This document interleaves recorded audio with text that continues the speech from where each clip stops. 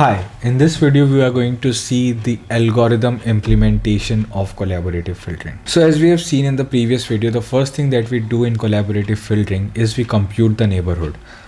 Okay, so the first step is the same. What we have is we have a user X which is currently active on the platform and it wants to watch a movie. Okay, and there are certain existing users in the platform and we are given the similarity indexes between user X and all other users. Okay, and basically this similarity index is just the distance between the user X, and it is computed using the distance measuring techniques that we had studied in the clustering section.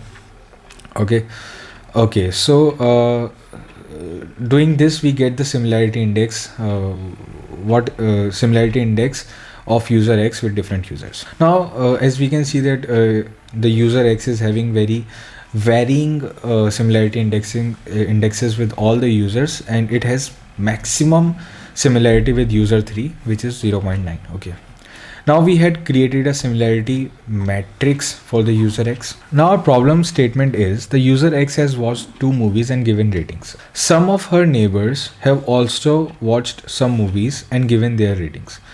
Which movie should be recommended to X next? Okay, so the first thing that we do here is we pick up the ratings of the movies that user X has not watched yet. Okay, so we have movie A and movie D, right? And we pick up the users ratings of those, and then we multiply that with the similarity index that we had achieved from the step 1. Okay, from this similarity index, basically we multiply the rating matrix with this, and we get a weighted rating matrix by this row wise multiplication. Then we just do a very simple thing. We apply a column wise summation, and by applying the column wise summation we get a cumulative ratings for each movie, this particular matrix, and we just simply recommend the movie which is having the highest rating in this matrix. Okay, so this is what we predict.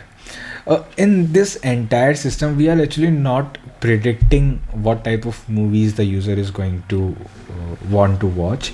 We are basically trying to predict that if given the ratings that user had already given to a particular movie, we are trying to predict what rating a user is going to give to a different movie that it had not watched yet. Okay, so that is what we are trying to predict here.